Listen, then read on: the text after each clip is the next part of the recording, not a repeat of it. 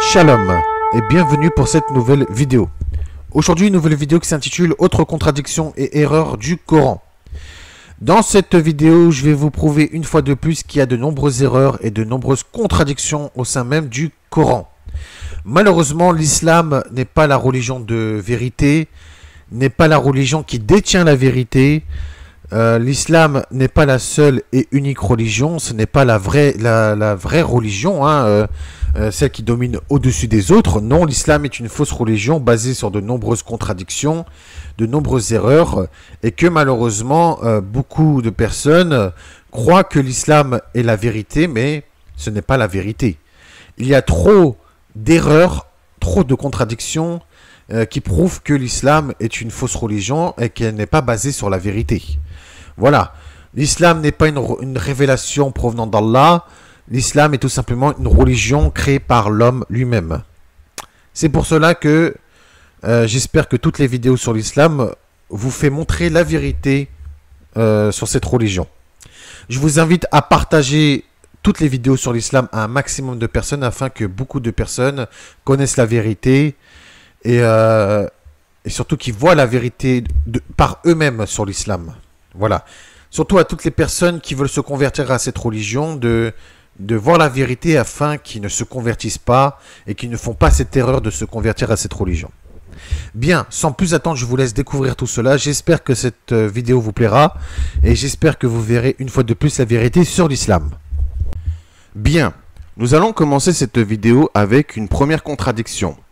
Cette contradiction concerne la capacité d'Allah d'avoir un enfant, précisément un fils. Alors la question est, Allah pourrait-il avoir un fils? Dans la sourate 6, verset 101, Allah est catégorique. Il ne peut pas avoir d'enfant parce qu'il n'a pas d'épouse. Il est écrit comment peut-il avoir un fils alors qu'il n'a pas pris de femme? Et il a créé toutes choses et il est bien informé en toutes choses. Voilà. Dans cette sourate, Allah est bien catégorique.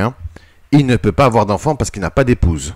Pourtant, dans la sourate 39, verset 4, Allah peut avoir un enfant parmi toute sa création. Il est écrit, si Allah avait voulu s'attribuer un enfant, il aurait certes choisi ce qu'il eût voulu parmi ce qu'il a créé. Voilà.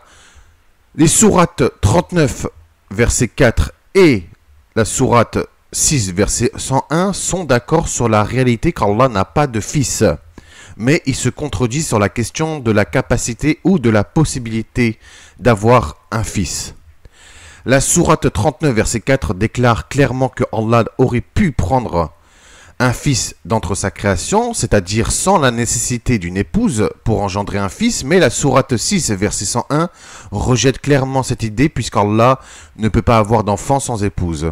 Voilà, c'est complètement contradictoire, mais bon. D'ailleurs, il est assez intéressant de noter que lorsque Djibril annonça la naissance de Issa à Mariam, Mariam répondit « Comment aurais-je un fils quand aucun homme ne m'a touché et je ne suis pas prostituée ?» Sur quoi Djibril répondit « Ainsi sera-t-il, cela m'est facile, a dit ton Seigneur. Et nous ferons de lui un signe pour les gens et une miséricorde de notre part. C'est une affaire déjà décidée. » Donc là, c'est la sourate 19, versets 20 à 21. En d'autres termes, pour Allah, c'est totalement facile d'avoir un fils sans avoir d'épouse. La sourate 6, verset 101 est non seulement en tension avec la sourate 19, verset 20 à 21, mais entre en conflit avec plusieurs autres passages. D'ailleurs, je tiens à préciser à tous les musulmans, si Allah a réussi à mettre enceinte une vierge, c'est que lui-même s'est attribué un fils, tout simplement. Quand il a créé Adam avec de la poussière, ce n'était pas pareil. Là, il a créé Issa à travers une vierge. Donc il a mis enceinte une vierge, selon le Coran, puisqu'il a mis l'esprit de Issa en Mariam. Et donc, c'était totalement facile d'avoir fait un enfant à une vierge. Donc, selon le Coran, Allah s'est attribué un enfant qui est Issa selon le Coran. Donc l'unicité d'Allah ne tient tout simplement pas la route. Même pour vous dire que Allah est associé à Muhammad, même jusqu'à la profession de foi, la shahada, et que Allah prie Muhammad. Donc, Allah n'est pas unique. Enfin bref, nous allons continuer avec d'autres contradictions. Alors, le Coran stipule qu'une personne ne sera responsable que de ses propres actes. Dans la sourate 17, versets 13 à 15, il est écrit « Et au cou de chaque homme, nous avons attaché son œuvre, et au jour de la résurrection, nous lui sortirons un écrit qui trouvera déroulé. Lis ton écrit. Aujourd'hui, tu te suffis d'être ton propre comptable. Quiconque prend le droit chemin ne le prend que pour lui-même, et quiconque s'égare ne s'égare qu'à son propre détriment, et nul ne portera le fardeau d'autrui. Et nous n'avons jamais puni un peuple avant de lui avoir envoyé un messager. » Donc là, je le répète, c'est la sourate 17, versets 13 à 15. Également dans la sourate 53, versets 38 à 42, qu'aucune âme ne portera le fardeau, donc le péché d'autrui, et qu'en vérité l'homme qu'obtient que le fruit de ses efforts, et que son effort en vérité lui sera présenté le jour du jugement. Ensuite, il en sera récompensé pleinement, et que tout aboutit en vérité vers ton Seigneur. Le Coran déclare également que même les gens qui ont simplement suivi les coutumes mauvaises de leurs ancêtres, c'est-à-dire qu'ils ont été induits en erreur en transgressant la loi d'Allah, ne peuvent pas supporter le fardeau et le châtiment de ceux qui les ont égarés, mais devront supporter leur châtiment intégralement. Sourate 11, verset 109, « Ne sois donc pas en doute au sujet de ce que ceux-là adorent, ils n'adorent que comme leurs ancêtres adoraient auparavant, et nous leur donnerons la totalité de leur part, sans en rien retrancher. » C'est-à-dire, aucune déduction de la peine pour la raison d'avoir été induit en erreur. Pourtant, ces déclarations sont contredites par plusieurs autres passages. Dans la sourate 16, verset 25, il est écrit « Afin qu'ils portent entièrement leur fardeau au jour de la résurrection, et aussi des fardeaux de ceux qui égarent sans connaissance. Maintenant, le mal est sûrement ce qu'ils portent. » Sourate 29, verset 12 à 13 est écrit « Et ceux qui ne croient pas disent à ceux qui croient, suivez notre sentier et que nous supportions vos fautes. Mais ils ne supporteront rien de leurs fautes. En vérité, ce sont des menteurs. Et très certainement, ils porteront leur fardeau et d'autres fardeaux en plus de leur propre fardeau. Et ils seront interrogés le jour de la résurrection sur ceux qu'ils inventaient. » Le Coran se contredit en seulement 2 versets, puisqu'au verset 12 de la sourate 29, le Coran dit que les mécréants ne porteront pas les péchés des croyants, mais juste après avoir dit cela, le Coran dit dans le verset 13, soit au verset suivant, que le jour de la résurrection, les incroyants ne porteront pas seulement leur propre fardeau, donc leur propre péché, mais aussi le fardeau des autres, et donc le fardeau des croyants. Donc c'est complètement contradictoire, mais bon, c'est le Coran, hein. Enfin bref, continuons. Dans le Coran, Allah ordonne aux croyants musulmans de pardonner ceux qui ne croient pas au jour d'Allah, ce qui inclut le jour dernier, le jour du jugement et le jour de la résurrection. Puisqu'il est écrit dans la sourate 45, verset 14, « Dis à ceux qui ont cru de pardonner à ceux qui n'espèrent pas les jours d'Allah, afin qu'ils rétribuent chaque peuple pour les acquis qu'il faisait. » Donc là, dans cette sourate, Allah ordonne aux croyants musulmans de pardonner ceux qui ne croient pas au jour d'Allah, ce qui inclut le jour de la résurrection, le jour du jugement, etc., etc. De pardonner, vous avez bien entendu, de pardonner ceux qui ne croient pas au jour d'Allah. Pourtant, dans la sourate 9, verset 29, Allah ordonne de combattre à mort ceux qui ne croient pas au jour d'Allah ni au jour dernier. Et oui, il est écrit « Combattez ceux qui ne croient ni en Allah ni au jour dernier, qui n'interdisent pas ce qu'Allah et son messager ont interdit, et qui ne professent pas la religion de la vérité parmi ceux qui ont reçu le livre, jusqu'à ce qu'ils versent la capitation par leurs propres mains, après s'être humiliés. » Donc, Allah ordonne premièrement de pardonner ceux qui ne croient pas au jour d'Allah, ce qui inclut le jour dernier et le jour de la résurrection, mais aussi le jour du jugement. Mais dans un autre verset, il ordonne de combattre à mort ceux qui ne croient pas au jour dernier, donc au jour d'Allah, et ils doivent verser une capitation après humiliation par leurs propres mains. C'est complètement contradictoire. Un coup, il faut pardonner, un coup, il faut combattre. C'est comme si quelqu'un était doux et gentil avec vous, puis d'un coup devient violent avec vous. Voilà, Allah est lunatique. Il a double personnalité. C'est pas, il y a pas autre chose. Il n'y a pas d'autre explication. C'est vraiment n'importe quoi. Hein. Mais bon, continuons. Dans la sourate 33, verset 6, Mohammed est plus proche des croyants qui ne le sont les uns des autres, et ses femmes sont comme des mères pour eux. Donc, ce qui veut dire que Mohammed est comme un père spirituel pour les croyants, puisqu'il est le plus proche des croyants qui ne le sont les uns des autres, et que les femmes de Mohammed sont les mères des croyants musulmans. Pourtant, dans la sourate 33, verset 40, Mohammed n'est pas un père pour les croyants.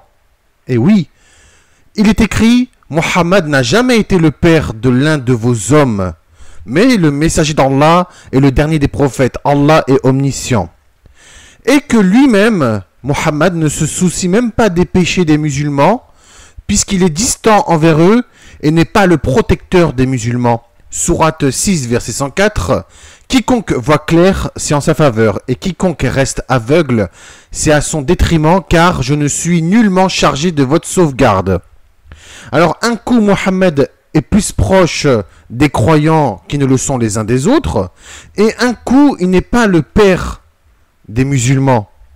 Et ça lui est complètement égal que les musulmans pêchent ou quoi que ce soit, puisqu'il n'est pas le protecteur, et que si un musulman pêche, eh ben, c'est à son propre détriment.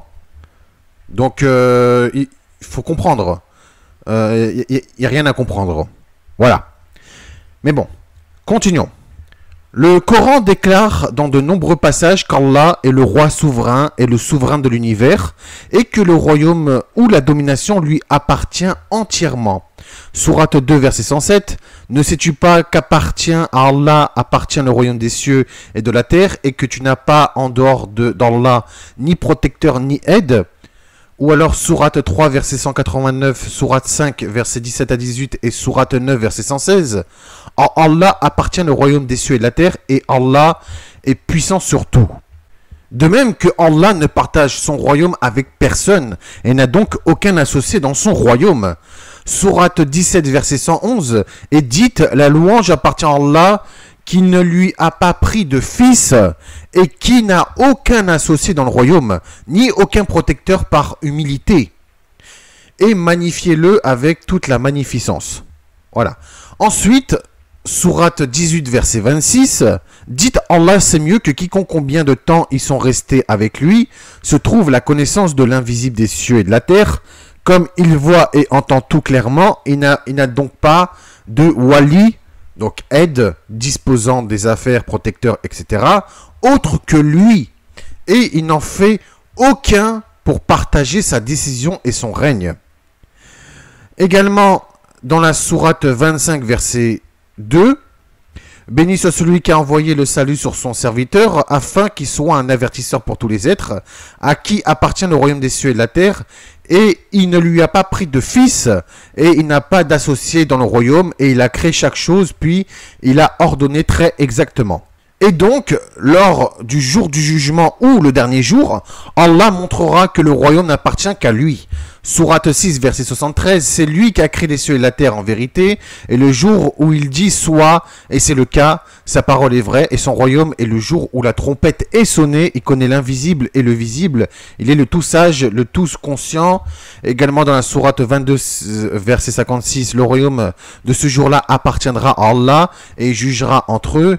Quant à ceux qui croient et font des actes de justice, ils seront dans les jardins de la béatitude. Également dans la sourate 25, versets 25 à 26, le jour où le ciel sera divisé en deux avec les nuées et où les anges seront envoyés en majesté, le royaume, ce jour-là, le vrai royaume, appartiendra au tout miséricordieux et ce sera un jour dur pour les incroyants.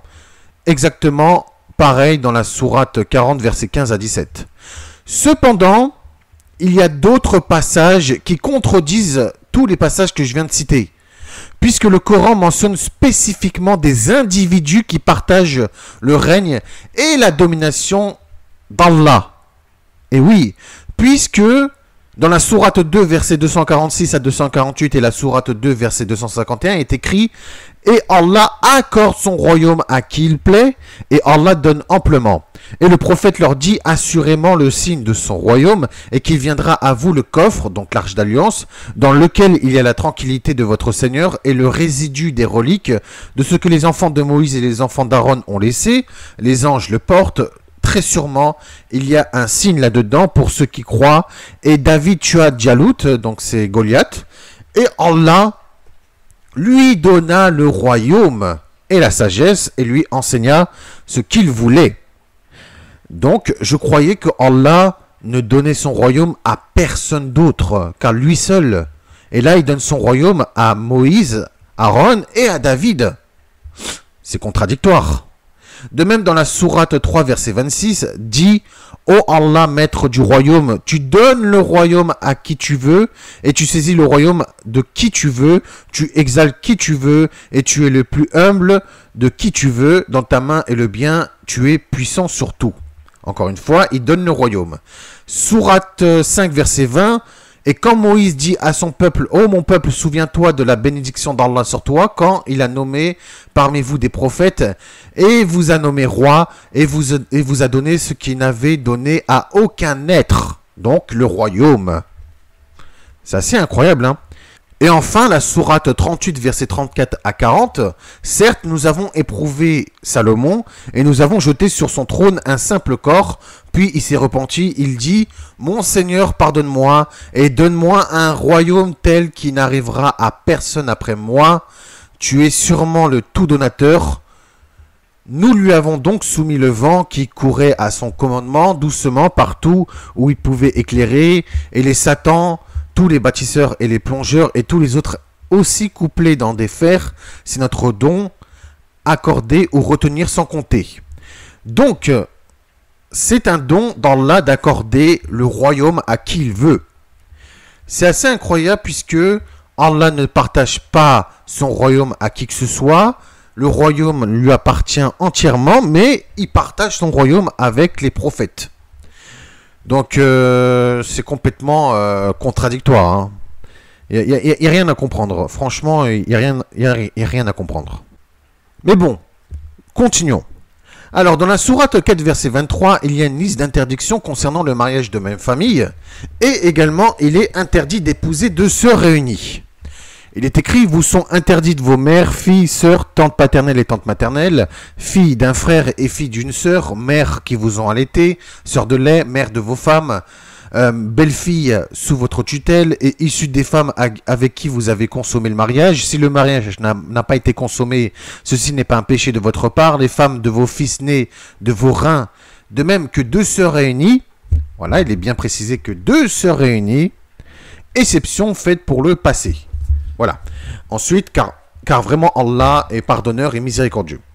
Pourtant, Muhammad aurait passé outre cet interdit provenant d'Allah, puisqu'il a épousé Maria la Copte, en arabe, alors je ne sais pas si je vais bien prononcer, Maria al-Kiptia, voilà, et il a eu une concubine, c'est-à-dire une femme sans contrat de mariage, hein, c'est-à-dire en union libre, nommée Sirine bint Shamoun, qui n'est rien d'autre que la sœur de Maria la Copte. Et oui.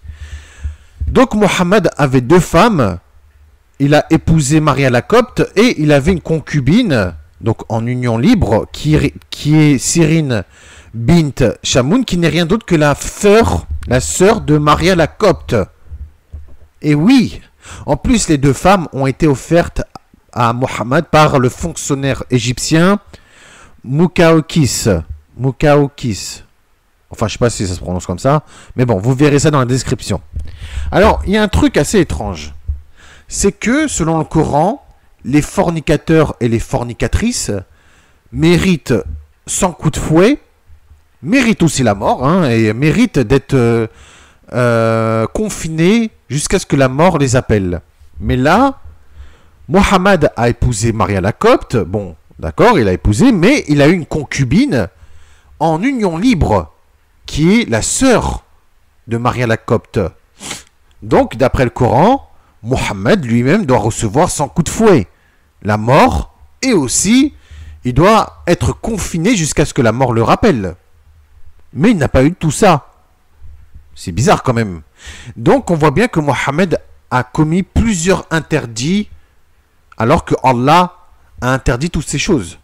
Il a eu une concubine, il a eu 2 sœurs en même temps, 2 sœurs réunies, et il a pratiqué la fornication puisque Sirin bint Shamoun était une concubine et non la femme de Mohammed. Donc on voit bien que Mohammed n'était pas un exemple à suivre. Il n'était pas d'une moralité évidente. Surtout qu'il avait plusieurs femmes, plusieurs esclaves sexuels qu'il n'a pas épousés. Donc Mohammed était un fornicateur. Donc voilà. Et enfin, nous allons finir cette vidéo avec une toute dernière contradiction. Le Coran rapporte les paroles d'un croyant qui a conseillé à son peuple de suivre les messagers qui n'ont pas demandé d'argent. Dans la sourate 36, versets 20 à 27 est écrit « Et il arriva en courant de la partie la plus éloignée de la ville, un homme disant « Ô mon peuple, obéissez aux messagers, obéissez à ceux qui ne vous demandent aucun salaire, car eux-mêmes sont bien guidés. » Donc ils ne demandent aucun salaire pour eux-mêmes. Ceux qui précèdent présupposent que les vrais messagers ne demandent pas d'argent et ne reçoivent pas de frais ni de salaire pour leur service.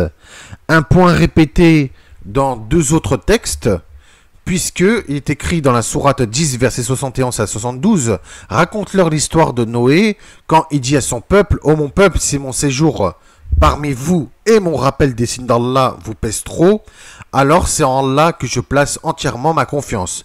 Concertez-vous avec vos associés et ne cachez pas vos desseins, puis décidez de moi et ne me donnez pas de répit. Si vous vous détournez, alors je ne vous ai pas demandé de salaire. Mon salaire n'incombe qu'à Allah. Et il m'a été commandé d'être du nombre des soumis. » Ensuite, dans la sourate 26, versets 123 à 127, sourate 26, verset 109, versets 145, 164 et 180, est écrit « La tribu de Had a renié les messagers d'Allah. Quand leur frère Houd a dit à eux « Ne conjurerez-vous pas le mal? Voilà, je suis un messager fidèle pour vous. Alors gardez votre devoir envers Allah et obéissez-moi. Et je ne vous demande point de salaire pour cela. Mon salaire est la seule préoccupation du Seigneur des mondes. » Mohammed a reçu l'ordre de ne pas réclamer de salaire. Dans la sourate 6, verset 90, ce sont eux que Allah a guidés. Suivez donc leurs conseils. Dis, je ne te demande pas de salaire pour cela. Ce n'est qu'un rappel à tous les êtres.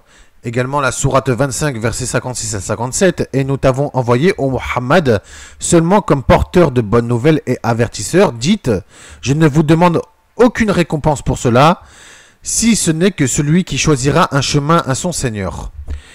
Et la sourate 12, verset 104, tu ne leur demandes aucun frais pour cela, ce n'est rien d'autre qu'un rappel au peuple. Et c'est là que vient la totale contradiction, puisque dans la sourate 8, verset 41 est écrit, écoutez bien, et sachez que tout butin que vous avez ramassé, le 5e appartient à Allah et à son messager, à ses proches parents, aux orphelins, aux pauvres et aux voyageurs en détresse. Si vous croyez en Allah et en ce que nous avons fait descendre sur notre serviteur le jour du discernement, le jour où les 2 groupes s'étaient rencontrés, et Allah est omnipotent. Là, les compagnons de Mohammed ont reçu l'ordre de lui donner un 5e de leur pillage, et que le 5e appartient à Allah et à son messager. Alors que Mohammed l'a dit, je ne vous demande aucune récompense pour cela.